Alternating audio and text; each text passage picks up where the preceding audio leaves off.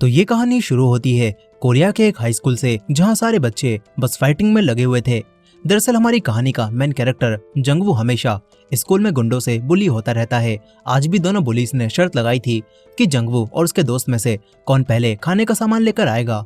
और जैसे ही लंच होता है, जंगवू भागता हुआ जेसंग की क्लास में उसके लिए खाने का सामान लेकर आता है, जिससे जेसंग ये शर्त जीत जाता है और उसके दोस्त संगून को पैसे देने पड़ते हैं। और जब जंगवू का दोस्त ड्यूक लेट पहुंचता है तो शर्त हारने की वजह से संगून उसे मारता है और चला जाता है। अब इसके बाद घर जाते हुए जंगवू का दोस्त ड्यूक अपने फोन पर फाइटिंग की वीडियोस देख रहा था। उसे ताकतवर बनना था। ड्यूक कहता है कि मैं बस एक बार फाइटिंग सीख जाऊं, उसके बाद देखना उन सब की खैर नहीं। लेकिन जंगवू ये बात सुनकर हंसने लगता है। ड्यूक कहता है कि तू अभी नहीं समझेगा मेरा प्लान क्या है। अब तभी दोनों के पास मैसेज आता है। पुलिस ने उन्हें फिर से बुलाया था और जंगवू पहले पहुंचने के चक्कर में तुरंत यहाँ से भागता है। जंगवू की जिंदगी इसी तरह चल रही थी। घर में उसके मॉम डैड को भी इस बारे में पता नहीं था कि जंगवू स्कूल में बुली हो रहा है, लेकिन उसकी बहन जंगा को सारी बातें पता होती हैं। और क्योंकि जंगवू अपनी बहन से बस 5 मिनट बड़ा होता है, इसलिए उसकी बहन उसे बड़ा नहीं मानती और दोनों के बीच में बिल्कुल दोस्तों वाला बॉन्ड होता है। साथ ही जंगा हमेशा जंगवू को डांटती रहती है क्योंकि जंगवू अपने लिए फाइट नहीं कर पाता। अब इसके बाद रूम में आकर जंगवू भी फोन में फाइट देखते हुए एक टेडी के साथ फाइटिंग की प्रैक्टिस करने लगता है। उसे भी ताकतवर बनकर पुलिस को सबक सिखाना था। लेकिन इसी दौरान उसकी बहन रूम में आ जाती है और जंगवू को टेडी के ऊपर देखकर कुछ और ही समझने लगती है। जंगवू उस पर पिलो फेंक कर गुस्सा करता है और नॉक करके आने के लिए कहता है। जंगा भी उस पर चिल्लाती है और कहती है कि अगर तुझे फाइट बैक करना आता ही है तो इस टेडी को मारने के बजाय जाकर उन बुलीज को मार, हमेशा यूं भागने से कुछ भी नहीं होने वाला। ये बोलकर वो चली जाती है। अगले दिन हम 2 गुंडी लड़कियों को देखते हैं जो कि एक मासूम सी नई आई लड़की को धमकाकर उसके सारे पैसे छीन लेती हैं।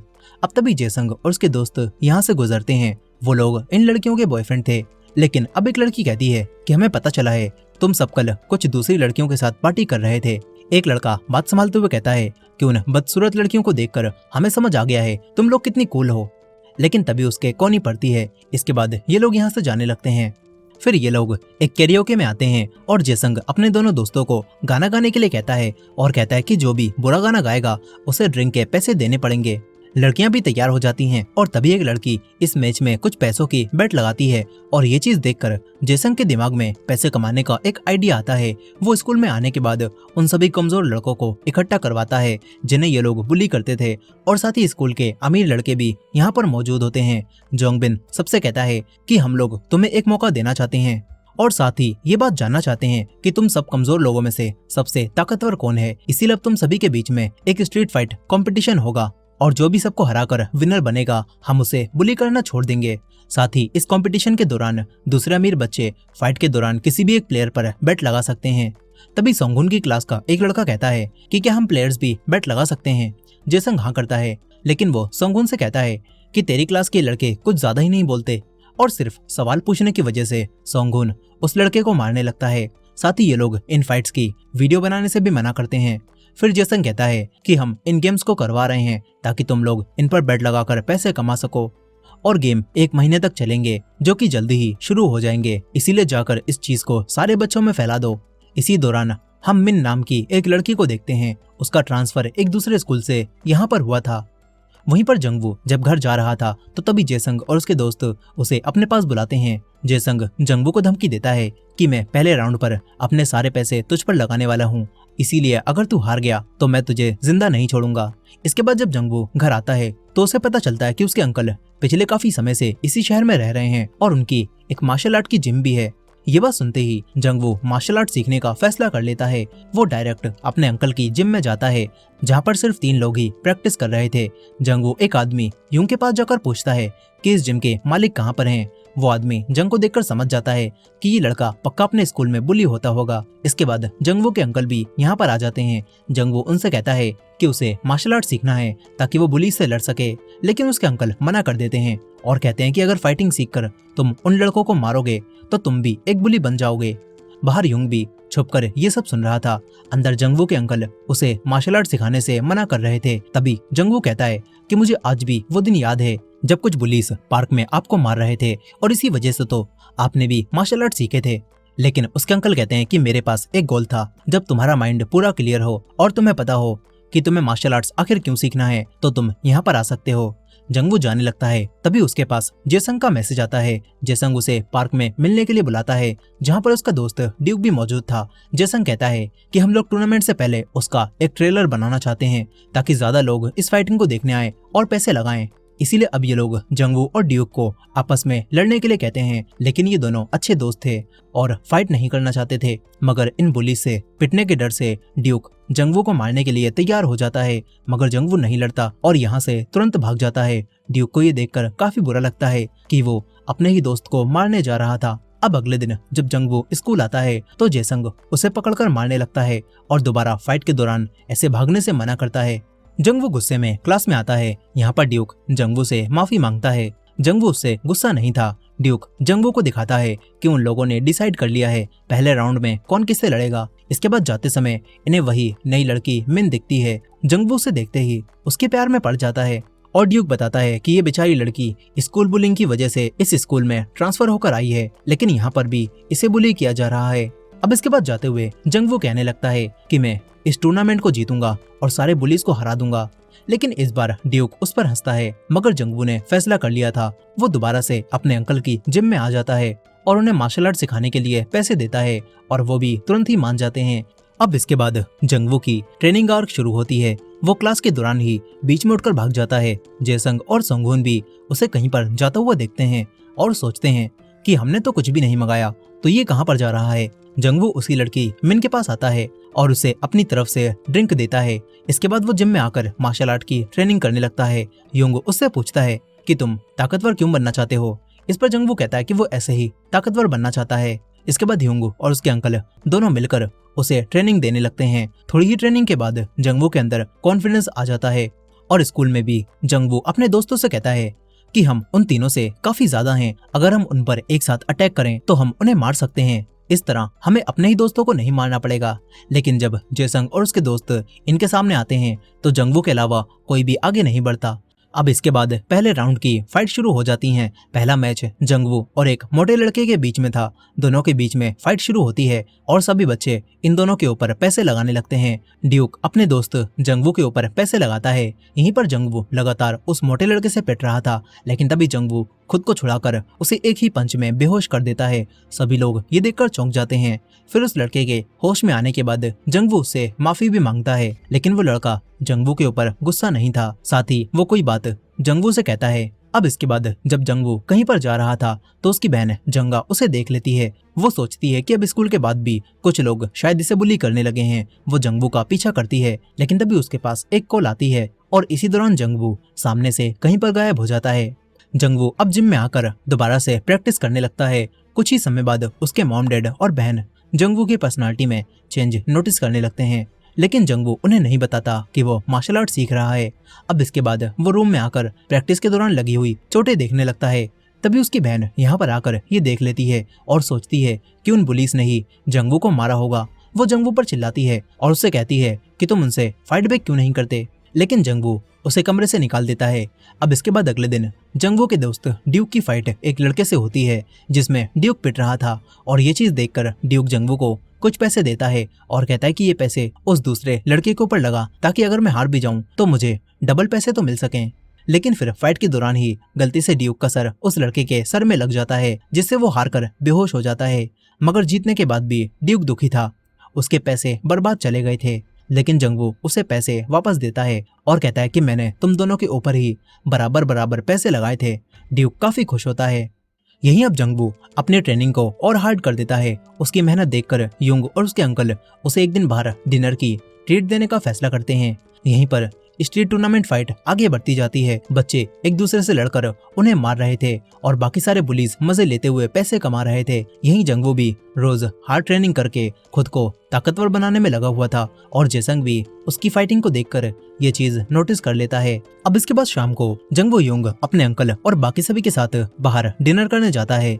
युंग जंगवू से कहता है कि मैं जानता हूँ तुम उन बुलीज को मारने के लिए ही मार्शल आर्ट सीख रहे हो। जंगवू हाँ करता है और फिर पूछता है कि वैसे तुम ट्रेनिंग क्यों ले रहे हो। इस पर युंग बताता है कि मैं खुद का एक सेंटर खोलूंगा जहां मैं कमजोर बच्चों को फाइटिंग की ट्रेनिंग दूंगा।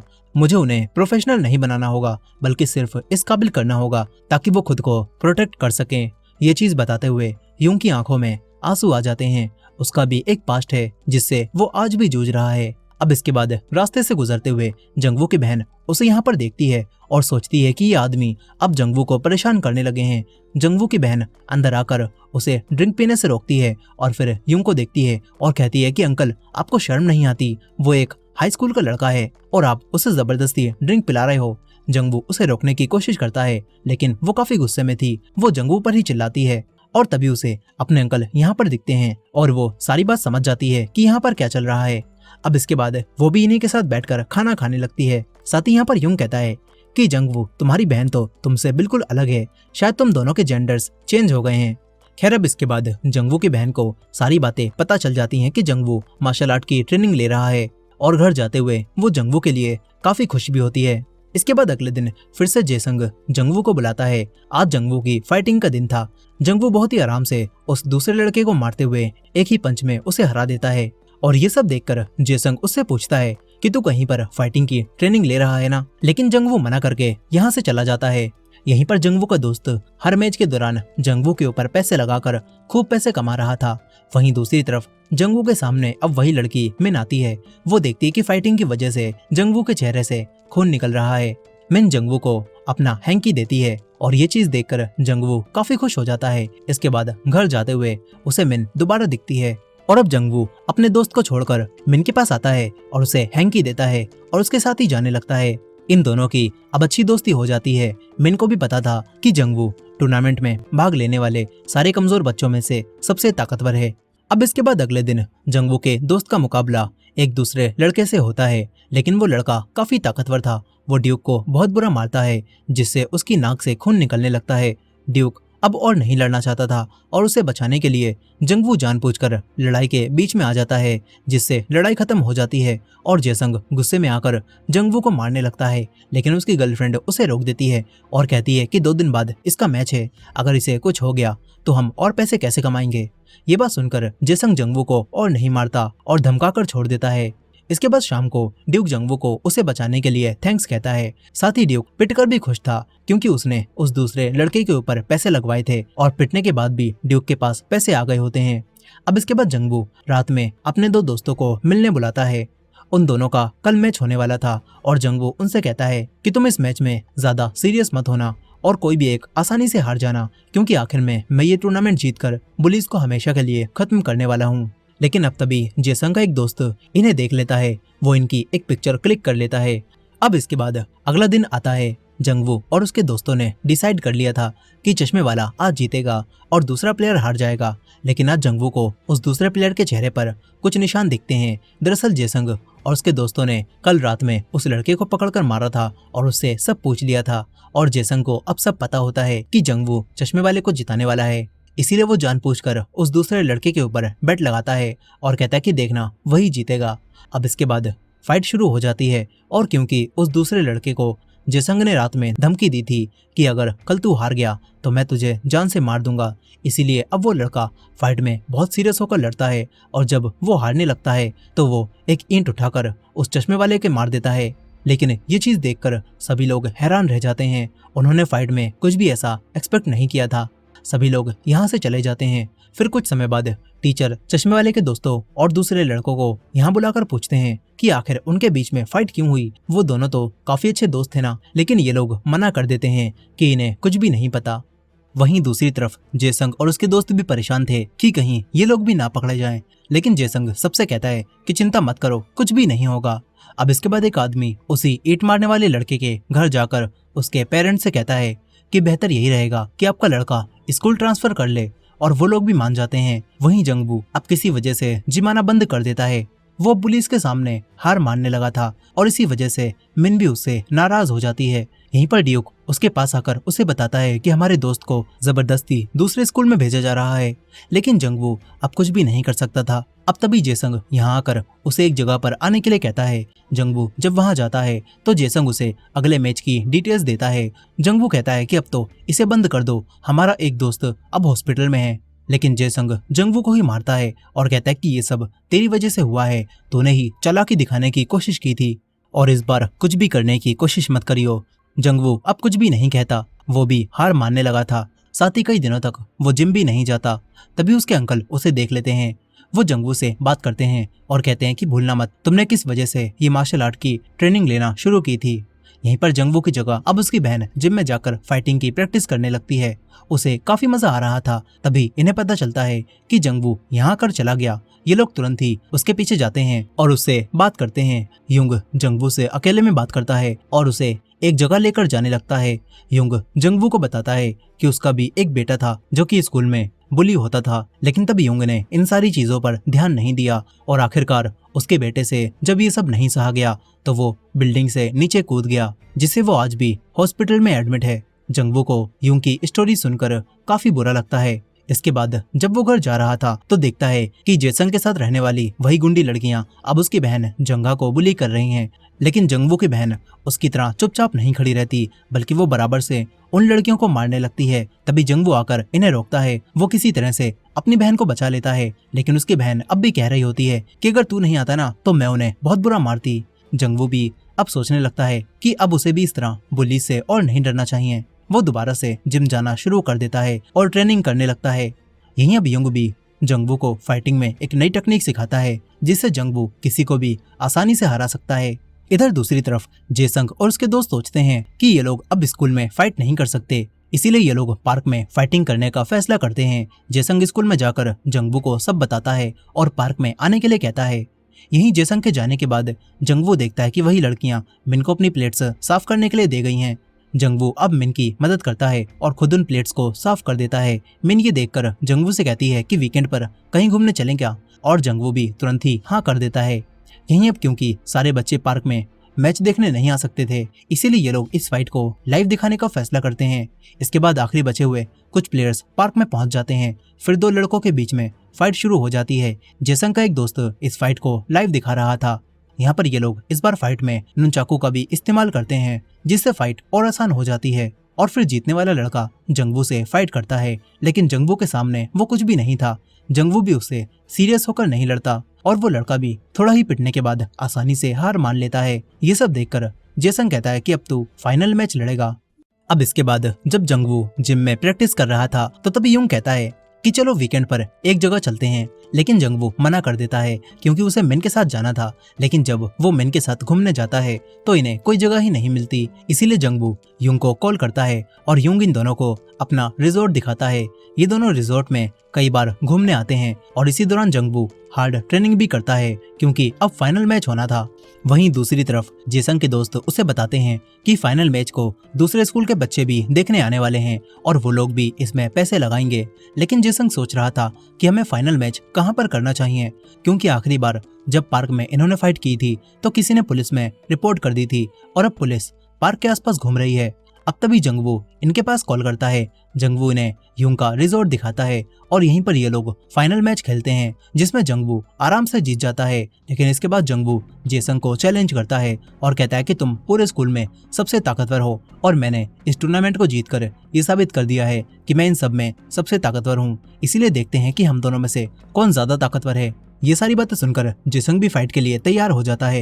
यहीं पर जंगवू को अपने ऊपर पूरा भरोसा था, क्योंकि सबसे पहले जिस मोटे लड़के को जंगवू ने मारा था उसने जंगवू से कहा था कि तुम्हारे पंच तो उस लड़के जेसंग से भी काफी भारी थे, तुम उससे ज्यादा ताकतवर हो। इसके बाद जेसंग और जंगवू के बीच में फाइट शुरू हो जाती है। यहीं पर दो लड़के भी इसी रिजॉर्ट में आ रहे थे। इधर जेसंग और जंगवू के बीच में शुरुआत में टक्कर की फाइट होती है। जंगवू और जेसंग दोनों ही एक दूसरे को मार रहे थे। यहीं पर जंगवू यूं की सिखाई हुई टेक्निक्स का भी इस्तेमाल करता है और जब जेसंग पिटने लगता है तो ये देखकर जेसंग के दोनों दोस्त लड़ाई में कूदने वाले थे, लेकिन तभी जंगवू के दोस्त यहाँ पर आ जाते हैं और ये सभी अब इन बुली से नहीं डरते और इन्हें रोक देते हैं। यहीं जंगवू दोबारा से जेसंग को मारने लगता है और फाइनली उसे हरा देता है, लेकिन जंगवू काफी गुस्से में था, वो नहीं रुकता और तभी यूंग यहाँ पर आकर उसे रोक देता है।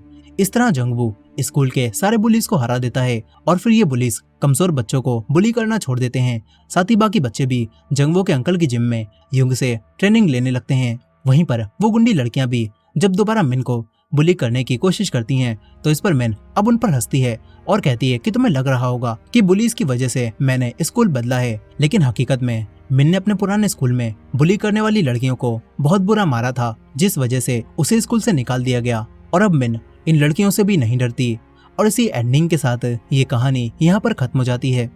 दोस्तों, आपको ये मूवी कैसी लगी कमेंट करके जरूर बताइएगा, और ये वीडियो पसंद आई हो तो वीडियो को लाइक करके हमारे चैनल को भी सब्सक्राइब कर लीजिएगा। मिलते हैं नेक्स्ट वीडियो में।